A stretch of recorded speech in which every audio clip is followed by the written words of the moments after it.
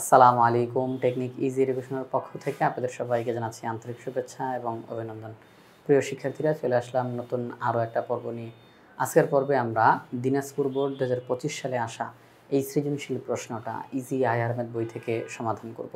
আমাদের easy higher math বইয়ে প্রত্যেকটা প্রশ্নের পাশে একটা করে কিউআর কোড থাকবে, যেটা স্ক্যান করা মাত্রই ওই নির্দিষ্ট প্রশ্নের সমাধানের ভিডিও আপনারা দেখতে পাবেন। এটা আপনাদের জন্য অনেক বেশি উপকারী হবে, তাই আশা করব সবাই ইজি হায়ার ম্যাথ বইটি সংগ্রহ করে ফেলবেন ইনশাআল্লাহ। দিনাজপুর বোর্ড 2025 সালে যে সৃজনশীল প্রশ্নটি এসেছে তার উদ্দীপকে কিছু তথ্য দেওয়া রয়েছে। যেমন আমরা যদি এখানে তাকাই, g of y equal to 2y cube divided by 1 minus y cube, এটা একটা তথ্য। তারপর আরেকটা তথ্য, b equal to 2 plus x by 5 whole to the power n, যেখানে n belongs to n অর্থাৎ স্বাভাবিক সংখ্যার সেটের অন্তর্ভুক্ত হচ্ছে এই n। এই n এর মানগুলো স্বাভাবিক সংখ্যার সেটের অন্তর্ভুক্ত হবে। তো উদ্দীপকে এই দুইটা তথ্য দেওয়া আছে, এই দুইটা তথ্যের আলোকে আমাদেরকে প্রশ্নগুলোর সমাধান করতে হবে। আমরা ধারাবাহিকভাবে সবগুলো প্রশ্নেরই সমাধান করব। সবার প্রথমে আমরা ক নাম্বার প্রশ্নের দিকে তাকাই। ক নাম্বার প্রশ্নে আমাদেরকে কী বলছে? ক নাম্বার প্রশ্নে বলছে n ইকুয়াল টু 4 হলে, n ইকুয়াল টু 4 হলে প্যাসকেলের ত্রিভুজ ব্যবহার করে বি এর বিস্তৃতি নির্ণয় করো। অর্থাৎ এই যে n, এই n এর মান যদি 4 হয় তাহলে সেই ক্ষেত্রে প্যাসকেলের ত্রিভুজ ব্যবহার করে এই বি এর বিস্তৃতি নির্ণয় করতে বলা হয়েছে। তাহলে চলেন আমরা এখন ক নাম্বার প্রশ্নটা সমাধান করতে চলে যাই। তো প্যাসকেলের ত্রিভুজের ক্ষেত্রে আমরা জানি যে n এর মান যখন 4 হয় তখন 5টা লাইন হয়, কারণ n এর মান যত হয় লাইন তার চাইতে একটা বেশি হয়। n এর মান যখন 0 তখন লাইন হয় একটা, n এর মান যখন 1 তখন লাইন হয় 2টা, n এর মান যখন 4 তখন লাইন হয় 5টা। কিভাবে করে দেখেন, প্যাসকেলের ত্রিভুজের ক্ষেত্রে সর্বপ্রথম 1 বসে, n এর মান যখন 0 তখন বসে 1। পরবর্তী লাইনে এখানেও 1, এখানেও 1, পরবর্তী লাইনে এখানেও 1। প্যাসকেলের ত্রিভুজের বৈশিষ্ট্যটা হচ্ছে শুরুতেও 1 শেষেও 1। আর মাঝখানের সংখ্যাগুলো কিভাবে করে বসে? আগের লাইনে পাশাপাশি দুইটা সংখ্যা যোগ করলে যত হয় তত বসে। শুরুতে 1, আগের লাইনে পাশাপাশি দুইটা সংখ্যা যোগ করলে 3, পাশাপাশি দুইটা সংখ্যা যোগ করলে 3, আর শেষে 1। এইভাবে করে প্যাসকেলের ত্রিভুজের সংখ্যাগুলো বসে। আশা করি আপনারা সবাই এই জিনিসটা জানেন। তো n এর মান যখন 4 তখন পঞ্চম লাইনের মানগুলোকে আমরা নিব, এটা গ্রহণযোগ্য হবে। প্রথমে 1 লিখব, তারপরে আগের লাইনের পাশাপাশি দুইটা সংখ্যা যোগ করলে 4, আগের লাইনের পাশাপাশি দুইটা সংখ্যা যোগ করলে 6, আগের লাইনের পাশাপাশি দুইটা সংখ্যা যোগ করলে 4, আর একেবারে শেষে 1।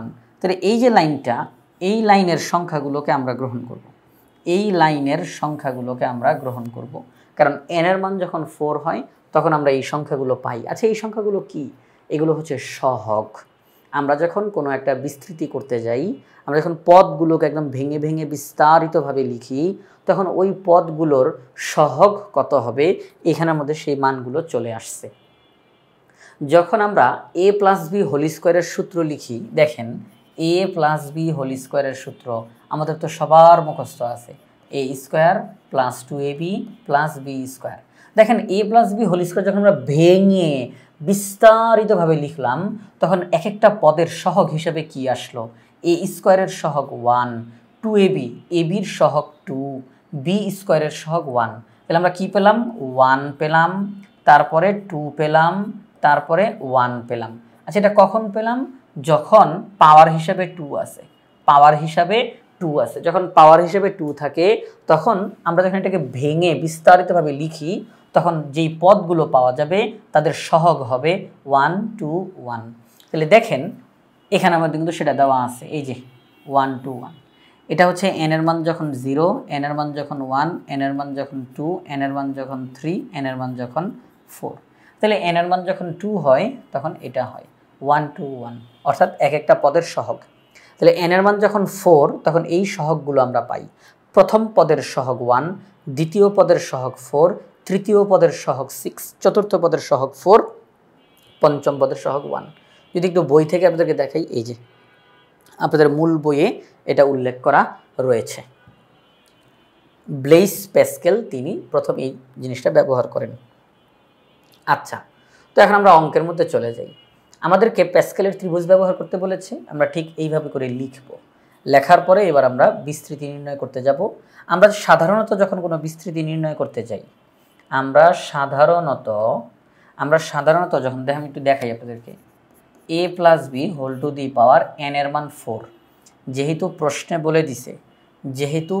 বলে দিছে n এর মান 4, তাহলে আমি একটু 4 বসাইলাম। এখানে a আর b দিছে ইচ্ছাকৃতভাবে বোঝানোর জন্য, a plus B whole to the power 4।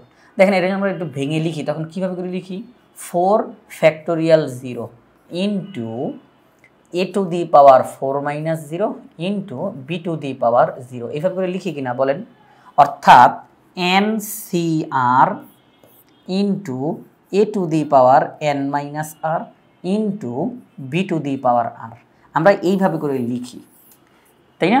তো একদম শুরুতে যখন আমরা লেখা আরম্ভ করি তখন r এর মান 0 0 0, এরপরে সামনে যখন আগাই r এর মান 1 r এর মান 1 r এর মান 1, এরপরে যখন সামনে আগাই r এর মান 2 r এর মান 2 r এর মান 2, অর্থাৎ r এর মানটা বারে বারে পরিবর্তন হয়ে থাকে।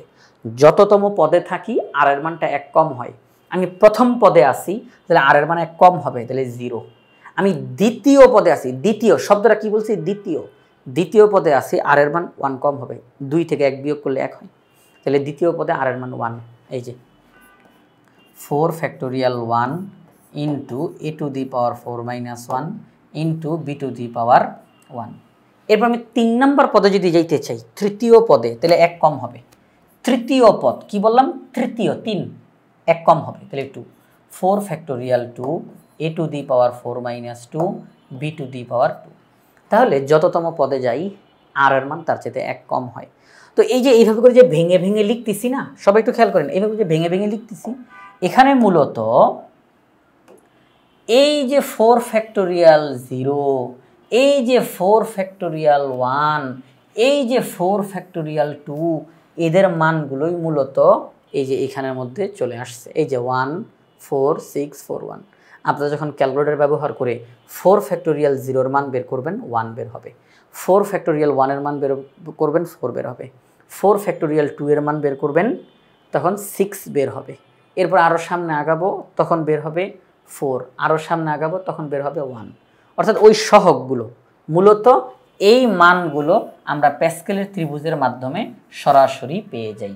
তাহলে সেই ক্ষেত্রে আমরা এখন যখন অঙ্কটা করব তাহলে তখন আর এইভাবে করে লেখার দরকার নাই। আমরা যেহেতু উপরে প্যাসকেলের ত্রিভুজ ব্যবহার করেছি, আমরা যেহেতু উপরে প্যাসকেলের ত্রিভুজ লিখেছি, এখানে সরাসরি মান বসাবো। প্রথমে 1, পরের বার 4, পরের বার 6, পরের বার কত 4, তারপরের বার 1, আমরা প্যাসকেলের ত্রিভুজ ব্যবহার করে লিখে দিব। আচ্ছা, তাহলে আশা করি আপনারা বিষয়টা বুঝতে পারছেন। তাহলে এখন আসেন আমরা এখন অঙ্কটা পুরোটা লিখে করিয়ে দিই। এখানের মধ্যে উদ্দীপক থেকে সেই বি দ্বিপদী বিস্তৃতিটা লিখলাম প্যাসকেলের ত্রিভুজের সাহায্যে। n এর মান 4 হলে যেই লাইনে আসা দরকার সেই লাইন পর্যন্ত আসলাম। এবার আমরা উদ্দীপকের সেই দ্বিপদী বিস্তৃতির অংশটুকু লিখে তাকে ভেঙে ভেঙে লিখব। যদিও NCR দিয়ে প্রথমে ভাঙার কথা, কিন্তু যেহেতু প্যাসকেলের ত্রিভুজ আমরা ব্যবহার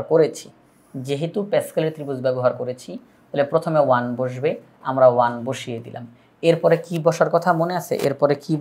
দেখেন, এরপরে বসার কথা এখানের মধ্যে কি ছিল আমাদের অঙ্কে, 2 প্লাস x/5। তাহলে এখানের মধ্যে বসবে 2 টু দি পাওয়ার 4 মাইনাস 0 আর x/5 whole to the power 0। তো কোনো কিছুর পাওয়ার যদি 0 হয় তাহলে সেটা 1 হয়ে যায়, 1 আর লেখার দরকার নেই, এই জন্য এখানের মধ্যে লেখে নেই। তাহলে 1 into 2 to the power 4 minus 0, তাহলে 4 হয়। আর এখানের মধ্যে x/5 whole to the power 0 বসার কথা, তো এটার মান তো 1 হয়, লেখে নেই। সামনে আগাই, এখানের মধ্যে 4 বসবে, এই যে 4, এরপরে 2 টু দি পাওয়ার 4 মাইনাস 1, যেহেতু এটা দ্বিতীয় পদ, মনে আছে সবার, যেহেতু এটা দ্বিতীয় পদ তাহলে r এর মান 1 কম হয়, তাহলে সেই ক্ষেত্রে 4, এই যে পাওয়ার 4 মাইনাস 1, আমার মনে হয় আপনাদের মনে আছে এই যে এখানের ঘটনাটা 4 মাইনাস 1, তো আমাদের ওখানে শিটে সরাসরি লিখে দিছে 4 মাইনাস 1 মানে হচ্ছে 3, 4 মাইনাস 1 মানে হচ্ছে 3। আর এখানের মধ্যে বসবে r এর মান 1, এরপরে 6, এই যে 6 বসলো এখানে 6, তারপরে বসবে 2 square x/5 whole to the power 2 আর এর মান 2, যেহেতু এটা 3 নম্বর পদ, যেহেতু এটা তৃতীয় পদ, এটা প্রথম দ্বিতীয় এটা তৃতীয় পদ, তাহলে আর এর মান 1 কম হবে, তাহলে 2। এইভাবে করে অঙ্কটা চলবে। এরপর আমরা ক্যালকুলেশন করব 2 টু দি পাওয়ার 4 মানে 16, 2 কিউব মানে 8, তারপরে কোথায় এই যে 2 স্কোয়ার মানে 4, সহজ কথা ক্যালকুলেশন করব। তাহলে এখানে আর বাড়তি কথাবার্তা বলার দরকার নেই, অঙ্কটা ক্যালকুলেশন করে দিলে এই যে রেজাল্ট আপনাদের সামনে চলে আসছে, তাহলে আমরা প্যাসকেলের ত্রিভুজ ব্যবহার করে মূলত ওই সহগগুলোকে বের করে নিয়েছি, এই যে সহগগুলোকে বের করে নিয়েছি, ঠিক আছে, প্যাসকেলের ত্রিভুজ ব্যবহার করার মাধ্যমে। তাহলে আমরা প্যাসকেলের ত্রিভুজ ব্যবহার করে ক নাম্বার প্রশ্নটা সমাধান করে ফেললাম। এন এর মান 4 হলে প্যাসকেলের ত্রিভুজ ব্যবহার করে বি এর বিস্তৃতি নির্ণয় করে করেছি। এখন খ নাম্বার প্রশ্নটার সমাধান করব। খ নাম্বার প্রশ্নে কি বলছে? খ নাম্বার প্রশ্নে বলছে বি এর বিস্তৃতিতে x⁸ এবং x⁹ এর সহগ পরস্পর সমান হলে n ফ্যাক্টোরিয়াল 2 এর সাংখ্যিক মান বের করো। সাংখ্যিক মান অর্থাৎ মানটা যেন সংখ্যায় আসে, আচ্ছা n ফ্যাক্টোরিয়াল 2 এর সাংখ্যিক মান যদি বের করতে হয় তাহলে আগে n এর মানটা সংখ্যাতে বের করতে হবে, n এর এক্স্যাক্ট মানটা আমাদেরকে জানতে হবে, n এর নির্দিষ্ট করে মানটা আমাদেরকে জানতে হবে। আমি যখন n এর মানটা নির্দিষ্ট করে জানবো তখন আমি এখানে বসাবো, পুরাটার রেজাল্ট আমরা বের করে ফেলতে পারবো। যদি n এর মান 10 হয় তাহলে 10 ফ্যাক্টোরিয়াল 2 আমরা নির্দিষ্ট করে মান বের করতে পারবো। যদি n এর মান 20 হয় তাহলে 20 ফ্যাক্টোরিয়াল 2 আমরা নির্দিষ্ট করে মান বের করতে হবে। তাহলে এখানে আমরা মান বের করতে পারবো। তাহলে এখানে আমাদের প্রথম কাজ হচ্ছে n এর মানটা নির্দিষ্ট করে বের করা। এখানে আমাদের প্রথম কাজ কি? n এর মান নির্দিষ্ট করে বের করা। আমাদের এখানে একটা ইঙ্গিত দিয়ে দিছে, সাহায্য করছে যে x⁸ এর সহগ মানে কি? x⁸ বাদে বাকি অংশটা, x⁸ যেই পদে থাকবে, x⁸ যেই পদে থাকবে ওই পদের x⁸ বাদে বাকি অংশটা x⁹ এর সহগ। x⁹ যেই পদে থাকবে x⁹ বাদে বাকি অংশটা তারা পরস্পর সমান।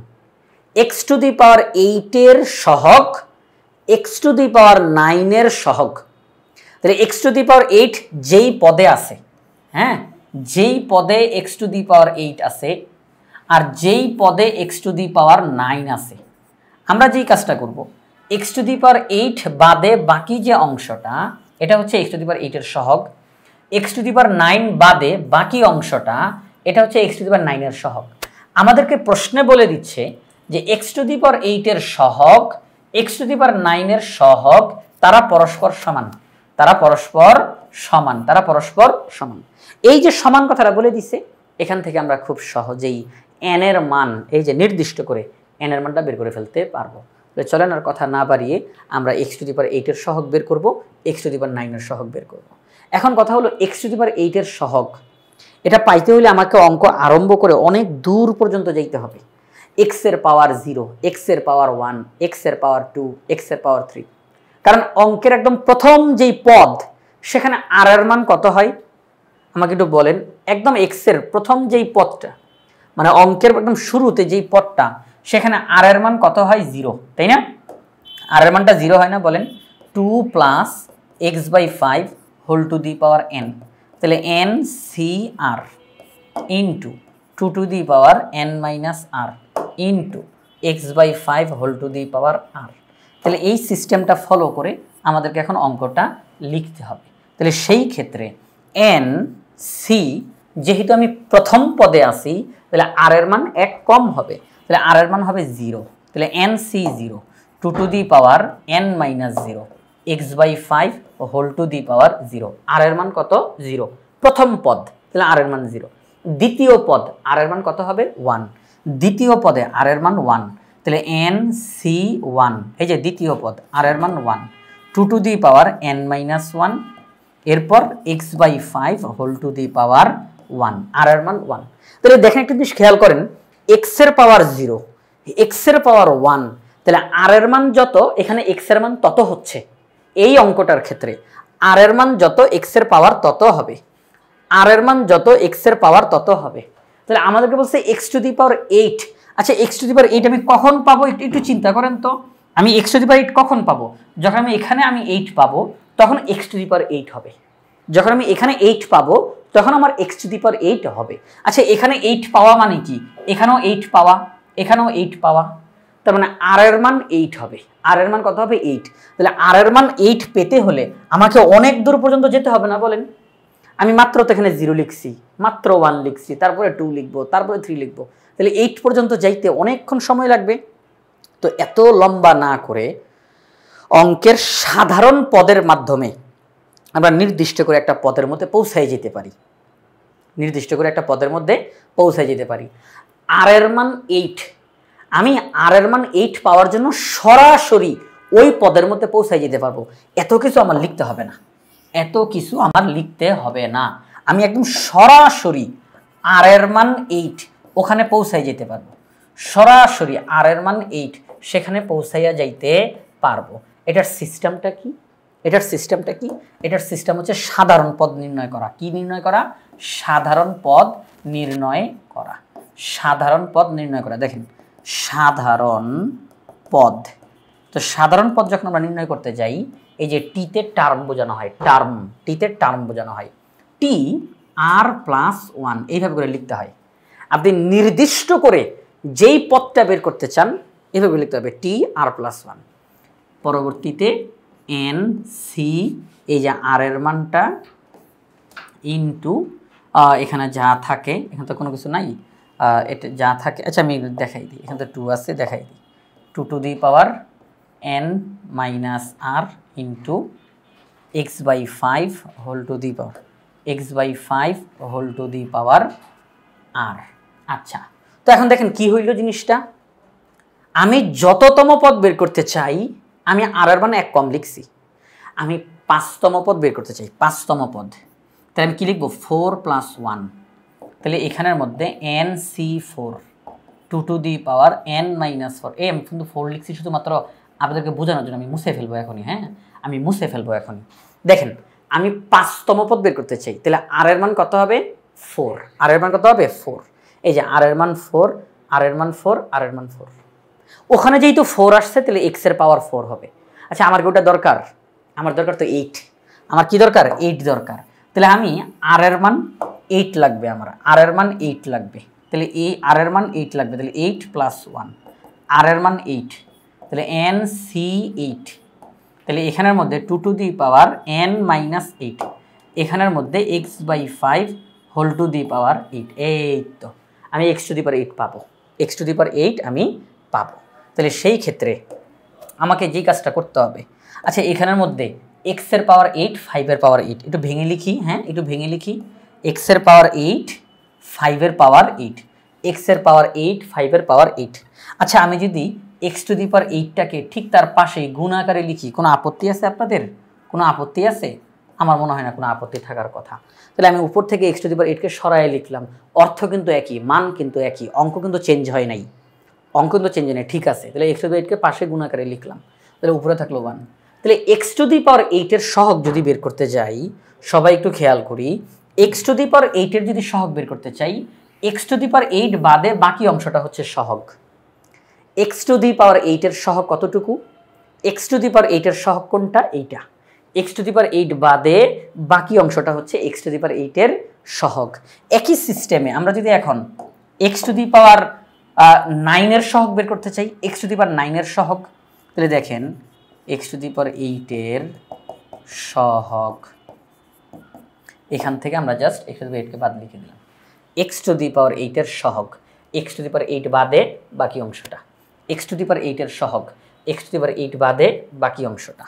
এবার x টু দি পাওয়ার 9 এর সহগ, x টু দি পাওয়ার 9 এর সহগ, তাহলে দেখেন t, আমি যেহেতু 9 পাইতে চাই, তাহলে এখানে 9 প্লাস 1 n সি 9, কারণ আর এর মান 9, 2 to the power n minus 9, এখানের মধ্যে 1/5 to the power 9 into x to the power 9।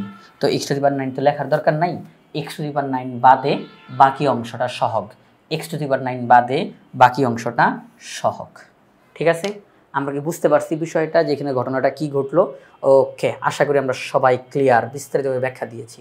তাহলে দেখেন আমরা এখন খ নাম্বার সমাধানটা করতে গিয়ে কিভাবে করে করলাম, যা যা ওখানে বলেছি এই কাজগুলোই এখানে আমাদের দরকার পড়বে, এই কাজগুলোই এখানের মধ্যে দরকার পড়বে। তাহলে আমরা এখানে লিখলাম b = 2 + x/5 whole to the power n। তাহলে সাধারণ পদ বলা হয়ে গিয়েছে। তো x⁸ এর সহগ x⁹ এর সহগ। আমাদেরকে প্রশ্নে বলছে x⁸ এর যেই সহগ বের হয়েছে x⁹ এর যেই সহগ বের হয়েছে তারা পরস্পর সমান, তারা পরস্পর সমান। তাহলে আমরা তাদেরকে পরস্পর সমান চিহ্ন দিয়ে লিখলাম, তাদেরকে পরস্পর সমান চিহ্ন দিয়ে লিখলাম x⁸ এর সহগ x⁹ এর সহগ তারা পরস্পর সমান। এই যে সমান হইল, এর পরের অংশটা আমি আবার লিখে লিখে দেখাচ্ছি, তাহলে আপনাদের বুঝতে খুব সুবিধা হবে। আচ্ছা, লেখা হয়ে গেল। তাহলে x⁸ এর সহগ x⁹ এর সহগ তারা পরস্পর সমান। পরবর্তী লাইনে গিয়ে আমরা এটাকে লিখতে পারি, এই যে NC8, এটা লেখার সিস্টেমটা হচ্ছে n ফ্যাক্টোরিয়াল ডিভাইডেড বাই, আমি একটু আগে সূত্রটা লিখি, একটু লিখে মুছে ফেলবো, n factorial divided by r factorial into n minus r factorial. এটা হচ্ছে লেখার পদ্ধতিটা, n factorial divided by r factorial into n minus r factorial. আমাদের এই অঙ্কে r কত? 8, r কত? 8। তাহলে আমি r এর জায়গাতে 8 বসাবো, r এর জায়গাতে 8 বসাবো। তাহলে n factorial divided by 8 factorial into n minus 8 factorial. r এর মানে 8, 2 to the power n minus 8, 1/5 to the power 8। এখানেও ভাঙবো, n factorial divided by r factorial into n minus r factorial. এখন আমরা পরবর্তী লাইনে গিয়ে যেই কাজটা করব, সবাই একটু দেখেন, আমি প্রত্যেকটা লাইন বুঝাই বুঝাই সামনে আগাবো। সেটা হচ্ছে n মাইনাস 8 ফ্যাক্টোরিয়ালকে ভেঙে লেখার চেষ্টা করব। তার কারণ হচ্ছে ওই পাশে আছে n minus 9 factorial, n minus 8 ফ্যাক্টোরিয়ালের চাইতে n মাইনাস 9 ফ্যাক্টোরিয়ালটা আমরা সেখানে আমরা আর কি ছোটো, n মাইনাস 8 ফ্যাক্টোরিয়ালের চাইতে n মাইনাস 9 ফ্যাক্টোরিয়াল ছোটো। আমরা এটাকে ভাঙবো, এটাকে ভেঙে n মাইনাস 9 ফ্যাক্টোরিয়ালের সমান বানাবো, তখন বাদ দিব। মুখে বলার চাইতে লিখে দেখাইলে আপনাদের বুঝতে সুবিধা হবে। n ফ্যাক্টোরিয়াল 8 ফ্যাক্টোরিয়াল, এই যে n মাইনাস 8 ফ্যাক্টোরিয়ালটা আপনারা দেখতেছেন, n মাইনাস 8 ফ্যাক্টোরিয়ালটা এটাকে ভাঙা যায়। ভেঙে কিভাবে করে লিখতে হবে, ভেঙে লিখতে হবে কিভাবে করে সেটা একটু দেখাচ্ছি। ভাঙার পরে লিখবো কীভাবে করে। আচ্ছা, আমি যদি 7 ফ্যাক্টোরিয়াল লিখি, আমি যদি 7 ফ্যাক্টোরিয়াল লিখি, তাহলে দেখেন শুধু শুধু সময় নষ্ট না করি, 7 ফ্যাক্টোরিয়াল তো বড় সংখ্যা। 3 ফ্যাক্টোরিয়াল যদি লিখি, তাহলে এটাকে ভেঙে কীভাবে করে লিখি আমরা, 3 ইন্টু 2 ইন্টু 1, ঠিক না? আচ্ছা, আপনারা একটু দেখেন তো, 3 ইন্টু 2 ইন্টু 1, এটাকে কী লেখা যায়? 2 ফ্যাক্টোরিয়াল না? কারণ 2 ফ্যাক্টোরিয়াল মানে কি? 2 ইন্টু 1। 2 ফ্যাক্টোরিয়াল মানে কি? 2 ইন্টু 1। তাহলে 2 ইন্টু 1-এর পরিবর্তে 2 ফ্যাক্টোরিয়াল লেখা যায়। তাহলে 2 ইন্টু 1-এর পরিবর্তে 2 ফ্যাক্টোরিয়াল লেখা যায়। তাহলে 3 factorial equal to 3 into 2 factorial. 4 factorial into 4 into 3 factorial লেখা যায়। 5 factorial equal to 5 into 4 factorial লেখা যায়। কেন লেখা যায়? কেন লেখা যায়? কারণ 5 ফ্যাক্টোরিয়াল মানে 5 ইন্টু 4 ইন্টু 3 ইন্টু 2 ইন্টু 1। তাহলে আমি 5কে রাখলাম, আর 4 থেকে বাকি অংশটার জন্য একদম সংক্ষেপে 4 ফ্যাক্টোরিয়াল লিখে দেওয়া যায় না বলেন? হ্যাঁ, 4 ফ্যাক্টোরিয়াল লিখে দেওয়া যায়। তাহলে একই রকম সিস্টেমে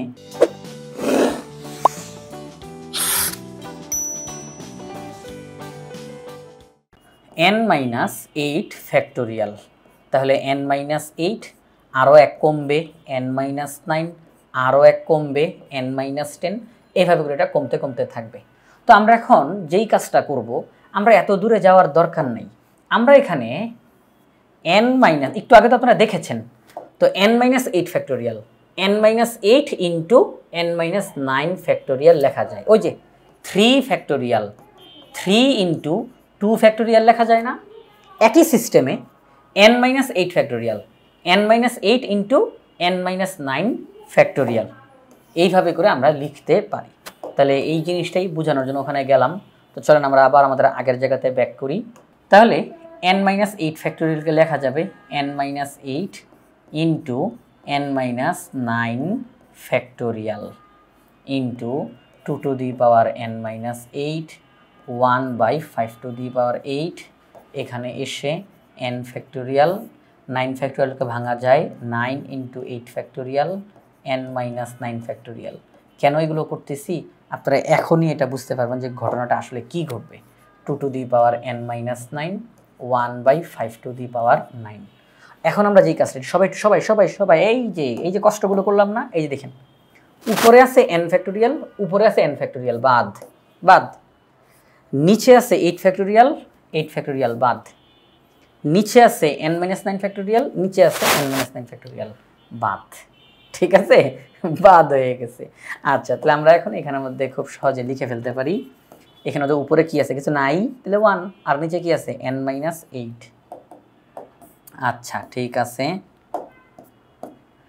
into 2 to the power n-8, 1/5 to the power 8, উপরে কিছু নাই তাহলে 1, নিচে আছে 9, 2 to the power n-9, 1/5 to the power 9। পরবর্তী লাইনে যাই, পরবর্তী লাইনে গিয়ে 1/n-8, 1/n-8। এখন আমরা এই জিনিসগুলো কই সাইডে পাঠাই দিই, আমরা শুধু এই 1/n-8কে এই পাশে রাখি, বাকি সব ওই সাইডে পাঠাই দিই। কীভাবে করে পাঠাবো একটু দেখেন সবাই, সেটা হচ্ছে 1/9 into 2 to the power n-9 divided by 2 to the power n-8। এখানে 2 টু দি পাওয়ার n-8 গুণ আকারে আছে, ওই সাইডে গেলে ভাগ হবে, এই যে ভাগ চিহ্ন, ভাগ 2 টু দি পাওয়ার n-8। এই পাশে 1/5 টু দি পাওয়ার 9 আছে, 1/5 টু দি পাওয়ার 8 এখানে গুণ, ওই সাইডে গেলে ভাগ হবে, 1/5 টু দি পাওয়ার 8। ভাগটা উল্টায় গেলে, আমরা লাইনটা আর বাড়াইতে চাই না, ভাগটা উল্টায় গেলে গুণ হবে, 1/5 টু দি পাওয়ার 8 উল্টায় যাবে। ঠিক আছে, আরও শর্টে লিখি, এই 1/5 টু দি, এই যে 5 টু দি পাওয়ার 8 যেটা, এটা উপরে বসে যাবে, সহজ কথা, শুধু শুধু লাইন বাড়ানো দরকার নেই, তাই না, এমনি অঙ্ক বড়।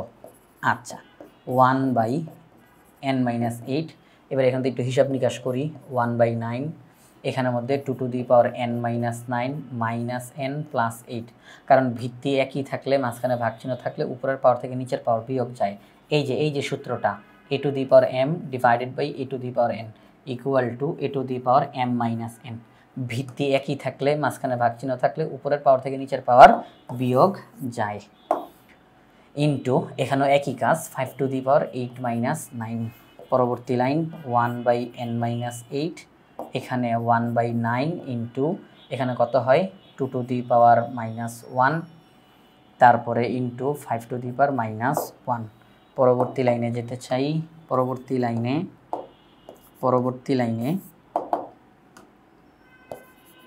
সেটা হচ্ছে 1/n-8, 1/9, 1/2, 1/5। পরবর্তী লাইনে 1/n-8, এখানের মধ্যে কত হয়, 5 দুগুণে 10, 9 10 90, আর গুণনটা করে দেই, আর গুণন করে দেই, n-8 ইকুয়াল টু 90। অতএব n এর মান আমরা পেয়ে গেছি, অতএব n এর মান আমরা পেয়ে গেছি 98। অবশেষে n এর মান পাওয়া গেছে, অবশেষে n এর মান পাওয়া গেছে, n এর মান 98। তো n এর মান যেহেতু 98, আমাদেরকে তারা বলছিল n ফ্যাক্টোরিয়াল 2 এর মান বের করো, তো আমরা এখন n এর জায়গাতে তার মানটা বসাবো 98। তাহলে 98 ফ্যাক্টোরিয়াল 2। নিয়ম কি, নিয়ম হচ্ছে এই যে নিচে r এর মান যত উপরে ওই কয়টা সংখ্যা বসে, নিচেও ওই কয়টা সংখ্যা বসে। r এর মান যত, এই যে নিচের সংখ্যাটা যত, উপরে ওই কয়টা সংখ্যা বসে, নিচেও ওই কয়টা সংখ্যা বসে, তাহলে 2, তাহলে উপরে 2টা সংখ্যা, নিচেও 2টা সংখ্যা বসবে। কিভাবে করে, এখানে যত আছে 98 এক করে কমবে, 97 এক করে কমবে, কিন্তু আমার তো লেখার কথা 2টা সংখ্যা, তো আমি 2টা লিখে ফেলছি, ওকে ফাইন।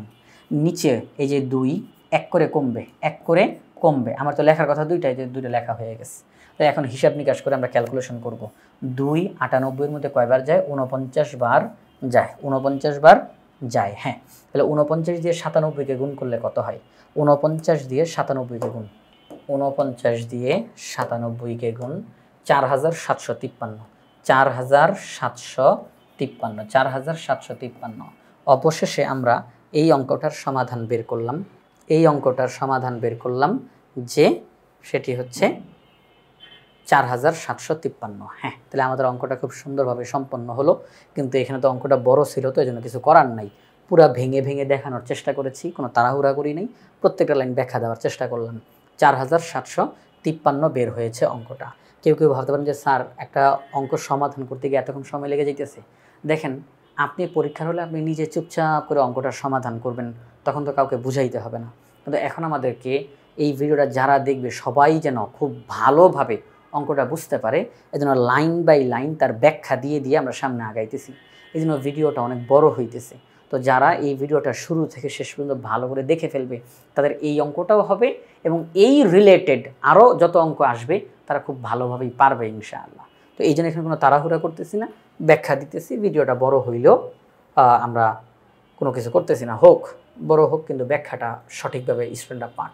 তাহলে দেখেন, আমাদের এই অঙ্কটাতে বি এর বিস্তৃতিতে x⁸ এবং x⁹ এর সহগ পরস্পর সমান হলে n ফ্যাক্টোরিয়াল 2 এর সাংখ্যিক মান কত?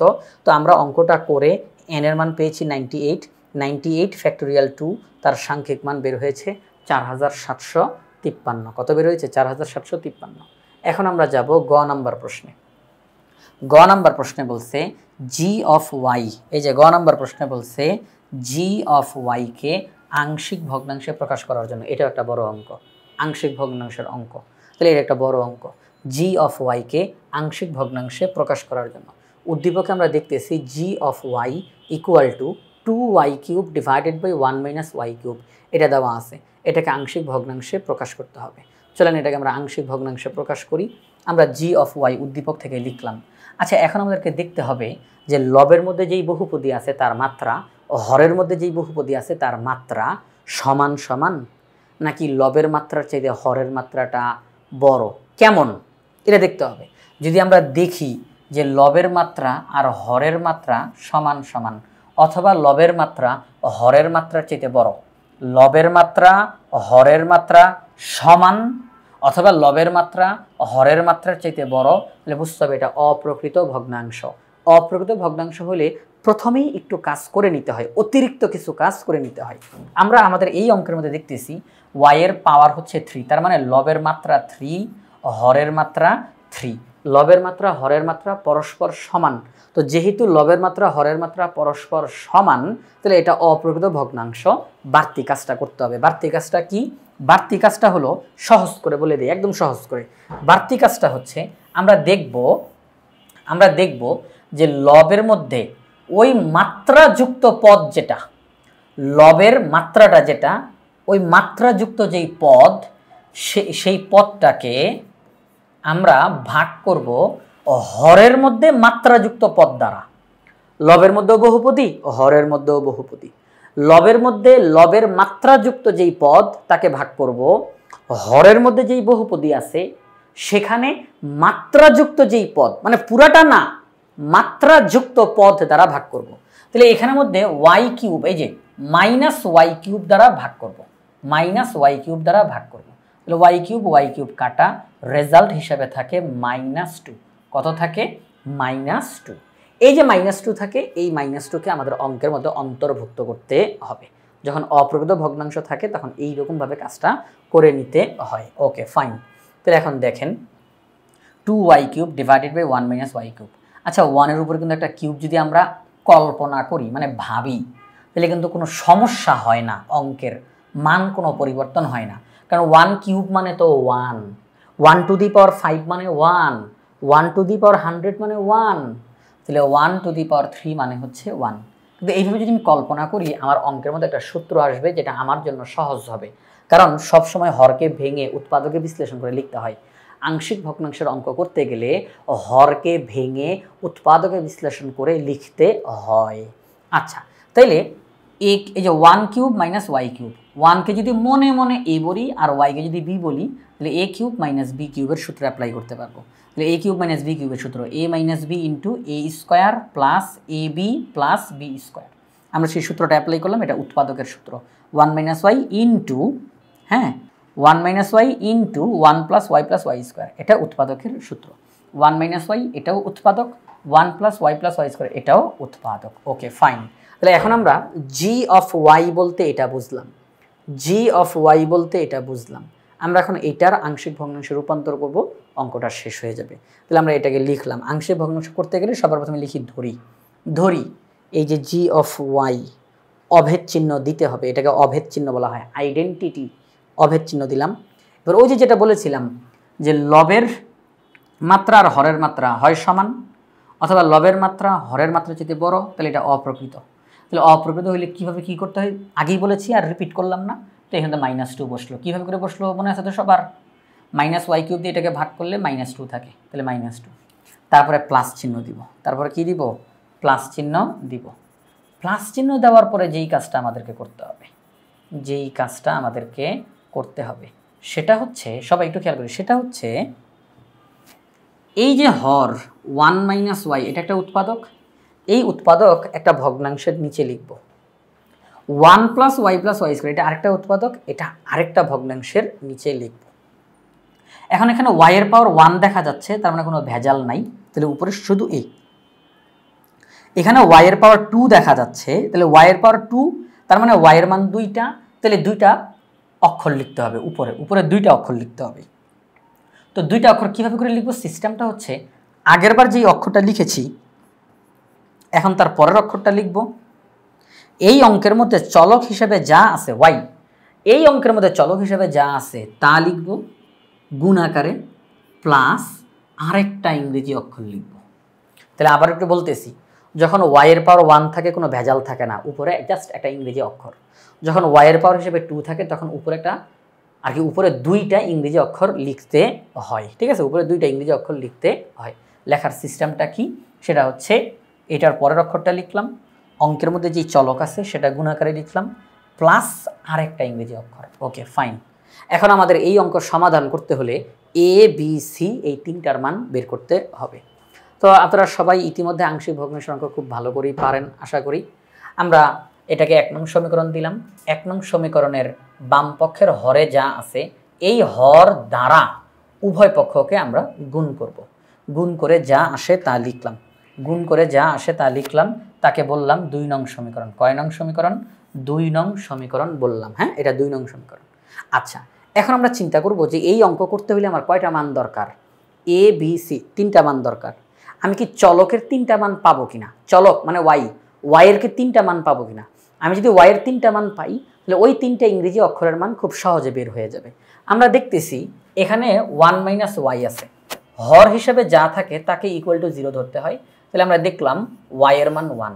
এই যে y এর মান 1, এটা আমি 2 নং সমীকরণে বসাবো, একটা ইংরেজি অক্ষরের মান বের হয়ে যাবে, a এর মান বের হয়ে যাবে। ওকে ফাইন, তাহলে এই তো বের হয়ে গেল, এই হরের মাধ্যমে a এর মান বের হয়ে গেল। এখন b আর c এর মানকে আমি সরাসরি পাবো কিনা?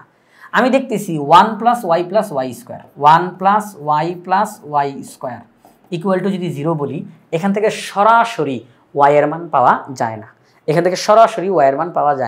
তাহলে y এর মান যদি পাওয়া না যায়, তাহলে আমি b আর c এর মান তো বের করতে পারবো না। তখন আমাকে অন্য রাস্তায় যেতে হবে। অন্য রাস্তাটা কি? সহগ সমীকৃতকরণ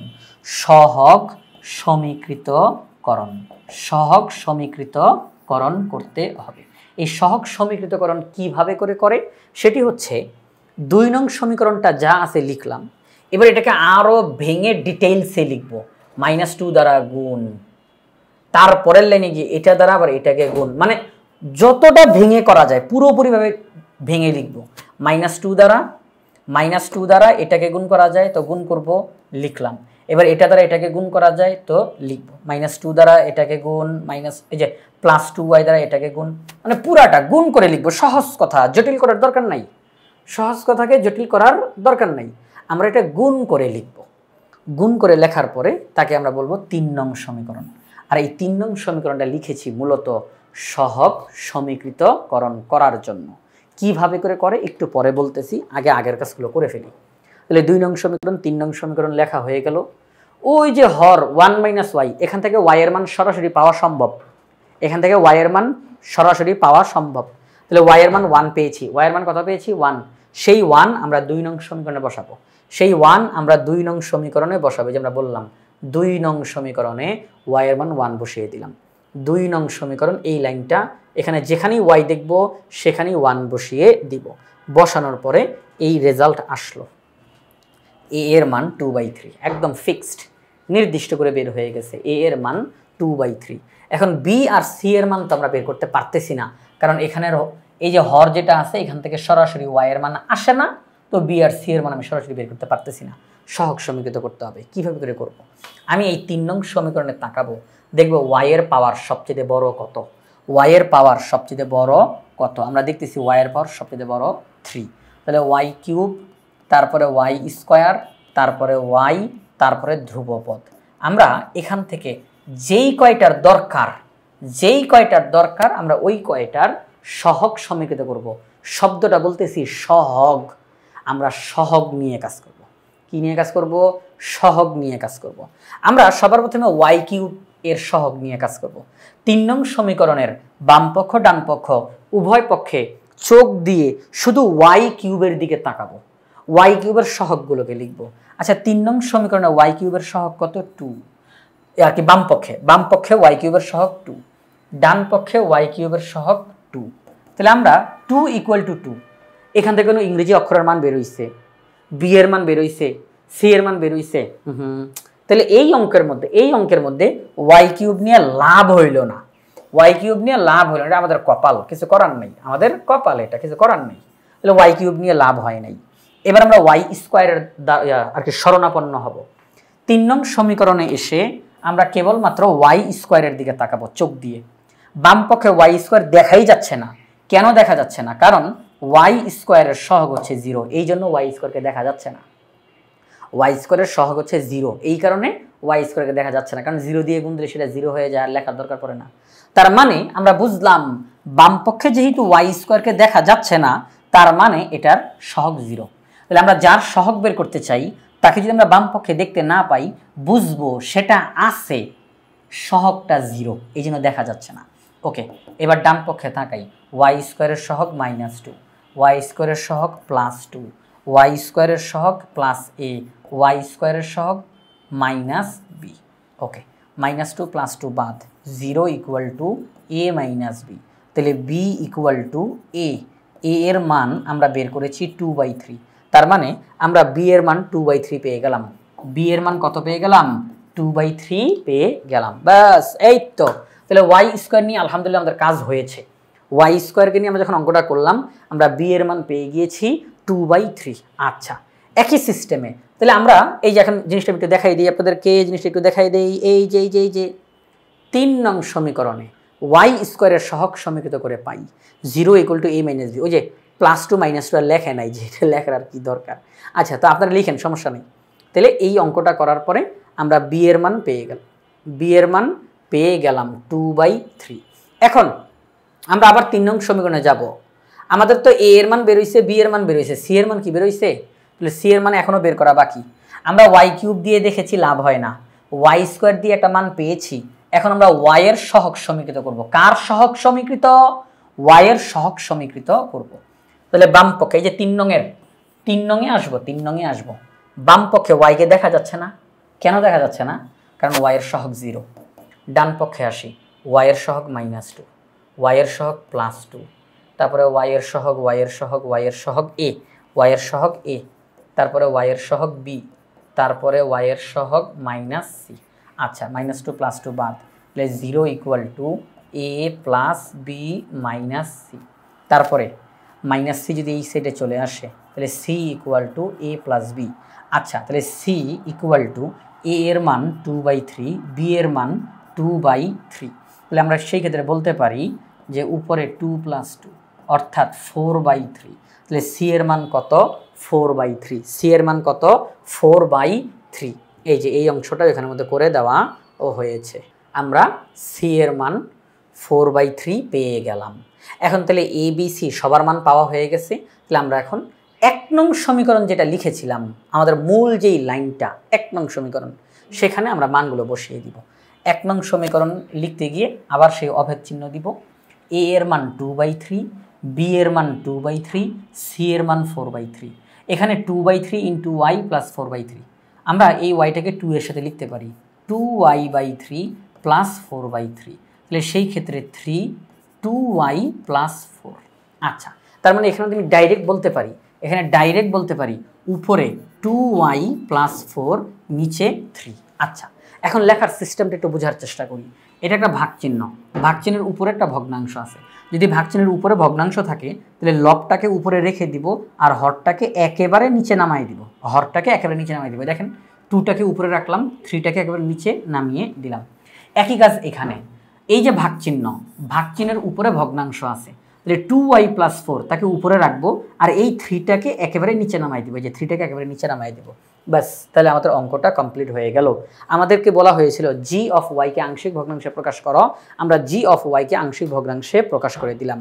মূল যেই ভগ্নাংশটা ছিল তাকে যদি আমরা ভেঙে ভেঙে ছোট ছোট ভগ্নাংশের মাধ্যমে প্রকাশ করি, এইগুলো পাওয়া যায়। এরা প্রত্যেকে হচ্ছে মূল ভগ্নাংশটার আংশিক ভগ্নাংশ। এটার আংশিক ভগ্নাংশ, এটার আংশিক ভগ্নাংশ, এটার আংশিক ভগ্নাংশ, এগুলো সব এক একটা অংশ, সবাইকে একত্রিত করলে এটা পাওয়া যায়। তাহলে নির্ণয় আংশিক ভগ্নাংশ হয়ে গেল। আমাদেরকে গ নাম্বার প্রশ্নে এটাই সমাধান করতে বলেছিলাম, আমরা সমাধান করে দিলাম। তো দিনাজপুর বোর্ড 2025 সালে আসা এই সৃজনশীল প্রশ্নটা ইজি হায়ার ম্যাথ বই থেকে সমাধান করলাম। প্রত্যেকটা লাইনের ব্যাখ্যা দেওয়ার চেষ্টা করেছি, এই জন্য ভিডিওটা বড় হয়ে গিয়েছে। তবে আশা করি যারা শুরু থেকে শেষ পর্যন্ত যে কষ্ট করে দেখলেন, পুরো ধারণাটা আপনাদের পরিষ্কার হয়ে গিয়েছে, অঙ্কটা ভালো করে বুঝতে পেরেছেন ইনশাআল্লাহ। তো আমাদের ইজি হায়ার ম্যাথ বইয়ে প্রত্যেকটা প্রশ্নের পাশে একটা করে কিউআর কোড থাকবে, স্ক্যান করা মাত্রই ওই নির্দিষ্ট প্রশ্নের সমাধানের ভিডিও আপনারা দেখতে পাবেন। এটা আপনাদের জন্য অনেক বেশি উপকারী হবে, তাই আশা করব সবাই ইজি হায়ার ম্যাথ বইটি সংগ্রহ করে ফেলবেন ইনশাআল্লাহ।